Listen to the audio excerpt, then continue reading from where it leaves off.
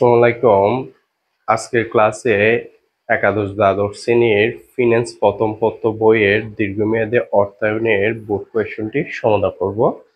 তাহলে বোর্ড কোয়েশনটি পড়তেছি, দেখো। জাব্বার সাহেব প্রতিটি 10,000 টাকা মূল্যে 8% কুপন বন্ড 10,200 টাকা ক্রয় করেন।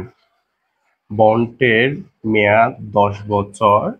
মেয়াদপূর্তি বন্ডটি 10% সুদের হারে পরিশোধ করতে হবে। প্রত্যাশিত আয়ের হার 10%। আমাদের প্রশ্নে বলছে উদ্দীপকে বন্ডটির মেয়াদপূর্তি আয়ের হার কত। তাহলে মেয়াদপূর্তি আয়ের হার বের করতে বলে আমরা YTM এর সূত্রটি প্রয়োগ করব। তাহলে আগে আমরা সূত্রটি লিখব। আমরা জানি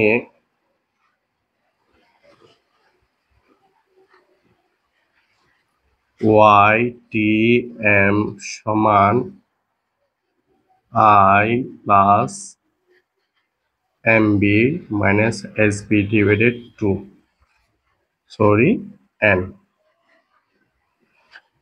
divided MB plus SB divided 2 into 100। তাহলে এখন আমাদের এই মানগুলো উদ্দীপক থেকে বের করতে হবে।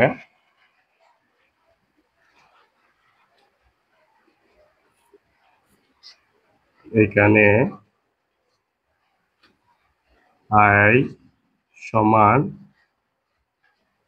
MB SB N। তাহলে I এর মানটা বের করব যে 10,000 গুণ 8%। তাহলে 10,000 গুণ 8% হলে কত টাকা? 800 টাকা। তারপরে এমবির মানটা বের করব। আমাদের অভিহিত মূল্য দেওয়া আছে 10,000 এবং এসবির মান দেওয়া আছে যে 10,200 টাকা। 10,200 টাকা। এন সমান কয় বছর? 10 বছর। এমবির মানটা বের করতেছি। তাহলে 10,000 যোগ 10,000 গুণ মেয়াদপূর্তি বন্ডটির অধিহারের পরিমাণ হচ্ছে 10%। তাহলে কত টাকা বের হবে? 10,000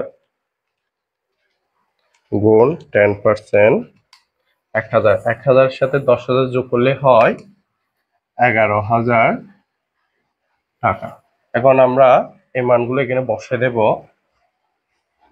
আয়ের মান কত পাইছি? 800 টাকা যোগ এমবির মান পাইছি 11,000 টাকা মাইনাস এসবির মান পাইছি 10,200।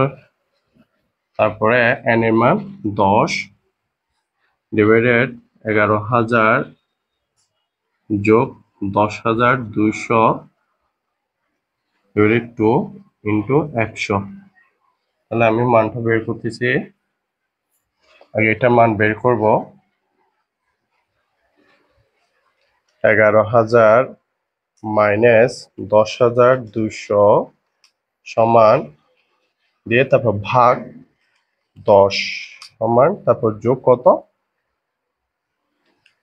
800। তাহলে হচ্ছে 880 টাকা। এখন এটার সম্পূর্ণ মানটা বের করব।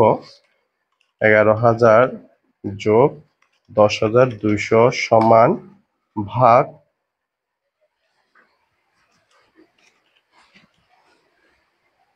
10,200